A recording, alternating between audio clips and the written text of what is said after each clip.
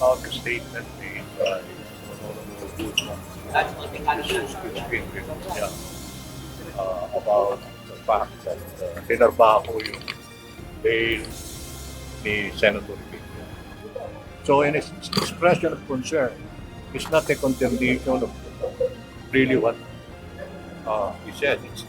It was more the effect that it has on the independence and integrity of the court.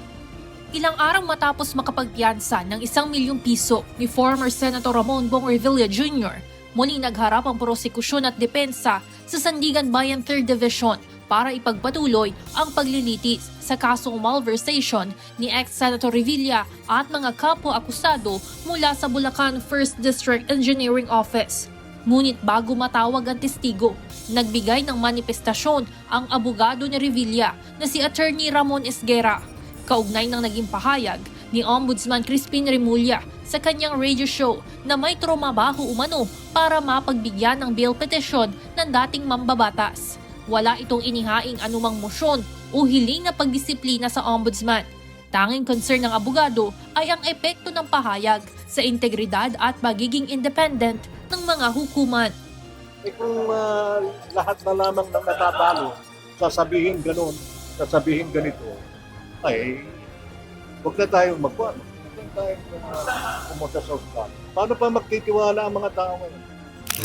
Sa naging resolusyon ng Sandigan Bayan 3rd Division para sa bail petition ng mga akusado sa flood control scandal sa Pandi, Bulacan, hindi unanimous ang pasya ng 3 maestrado.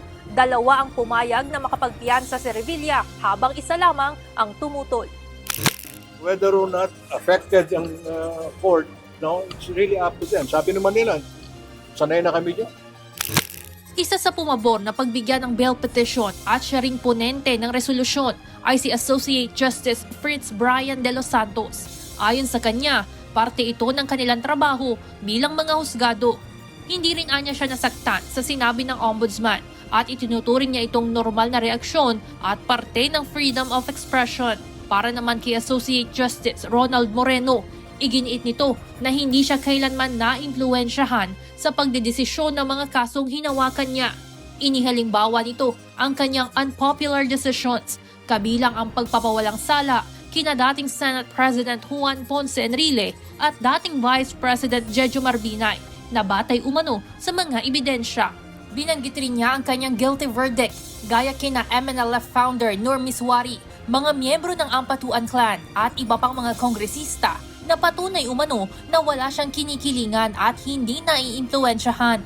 Samantala, para kay 3rd Division Chairperson at Associate Justice Carl Miranda na siyang tanging tumanggi sa petisyon ni Revilla, ang Sandigan Bayan ay ginagabayan ng dangal, integridad at pananagutan sa pagganap ng tungkulin. Aniya, ang mga maestrado ay nagpapasya batay sa konstitusyon at sa mga ebidensyang inihaharap sa husgado. Samantala, maghahain ng motion for reconsideration ang prosekusyon para sa napagbigyang bail ni Revilla. Ang mga kapwa-akusado nito maghahain na rin ng motion for reconsideration para naman sa hindi napagbigyan nilang petisyon. Una nang ipinayo ng mga maestrado na may legal remedies na pwedeng takbuhan kung may issue sa mga inilalabas na pasya ng hukuman. Evan Alvarez, UNTV News and Rescue. Diyos ang aming sandigan, serbisyo publiko ang aming pinakahalagahan.